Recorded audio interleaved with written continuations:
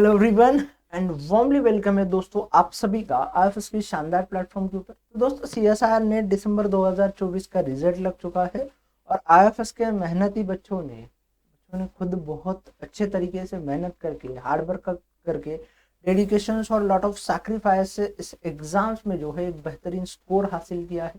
तो आज हम एक ऐसे कैंडिडेट्स के साथ जुड़ रहे हैं जिन्होंने इस एग्जाम में बहुत ही बेहतरीन स्कोर को जो है हासिल किया है। अब इस स्कोर को हासिल करने में उनको क्या क्या दिक्कतें रही, किस तरीके से उनकी प्रिपरेशन स्ट्रैटेजी रही और ओवरऑल सारी चीज़ों को जो है हम उनके साथ डिस्कशन करेंगे, जानेंगे। और मुझे पूरा यकीन है कि जो भी एस्पिरेंट्स लोग हैं उनको जो है बहुत हेल्प होगी इन सारी चीज़ों से। तो जानते हैं उनकी जर्नी क्या रही थी इस एग्ज़ाम्स के प्रिपरेशन की। तो हेलो, हेलो सर। थोड़ा अपने बारे में हमें इंट्रोड्यूस कीजिए। सर मेरा नाम आलोक मंडल है। I am from West Bengal. Currently I am working as a PhD student at Vishwabharati University and in the Department of Botany. Okay, तो आप करंटली विश्व भारती यूनिवर्सिटी के डिपार्टमेंट ऑफ बॉटनी में पीएचडी कर रहे हो।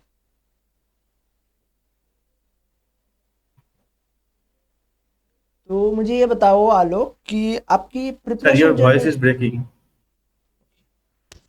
आपकी प्रिपरेशन जर्नी क्या रही थी। Sir, can you repeat please?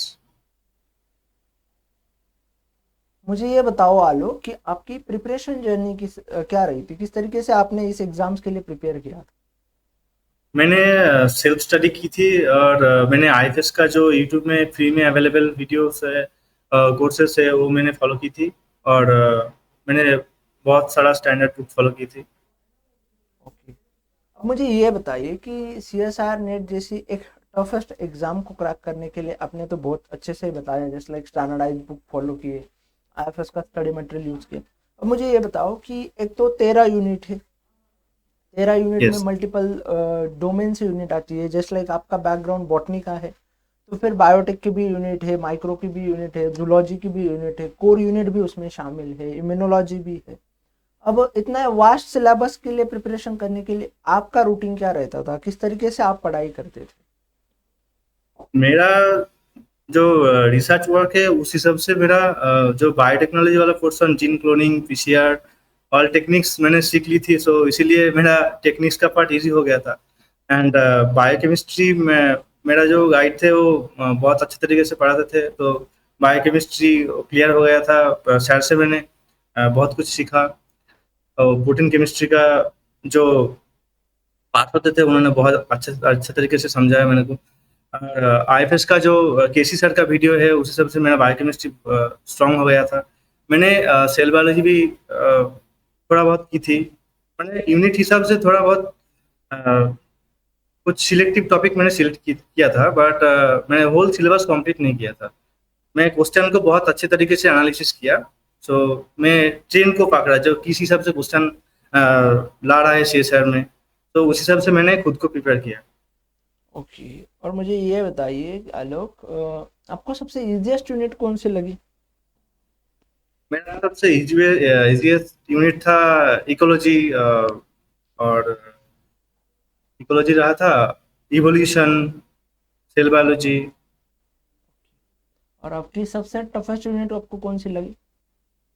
First unit मेरा जो बचपन से रहा था, बीएससी टाइम टाइम से biochemistry was very toughest for me. Biochemistry आपको टफ लगी।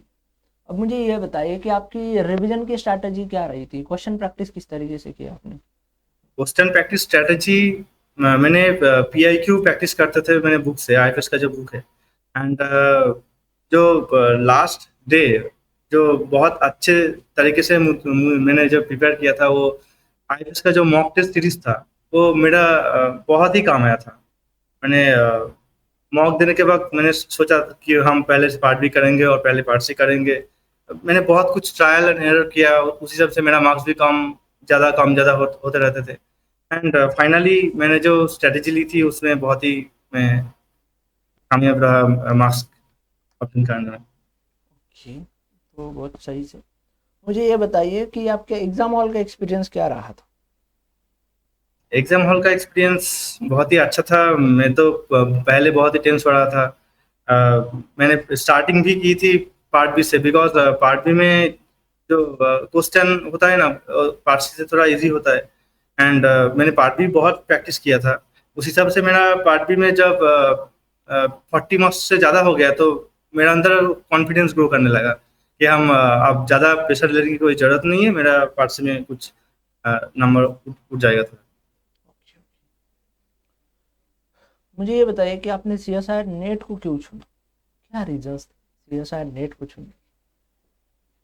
Because I have already joined PhD at the Department of Botany, Vishwa Bharati. So uh, मेरा फंडिंग रिलेटेड कुछ इशू था, पर CSR एक प्रेस्टिजियस एग्जाम है, उसका टैग भी बहुत ही जरूरी होता है कैरियर के लिए। तो ओके, ठीक है। मुझे ये बताइए आलोक कि जो भी नए एस्पिरेंट्स इस एग्जाम्स के लिए प्रिपेयर करना चाह रहे हैं, तो उनके लिए आपकी क्या सजेशंस रहेगी? उनके लिए सजेशन यही दूंगा कि होल सिलेबस कवर कर लो, ठीक है, बट कुछ सिलेक्टिव टॉपिक अगर सिलेक्ट कर सकते हो तो करो। बट अभी जो है, अभी क्वेश्चन का ट्रेंड बहुत ही चेंज हो गया है, एक यूनिट से एक यूनिट जुड़ के क्वेश्चन दे रहा है। तो इसीलिए ज़्यादा से ज़्यादा यूनिट कवर करो, okay, but please follow the previous year question and question trend को पकड़ो, कैसे किस हिसाब से क्वेश्चन आ रहा है।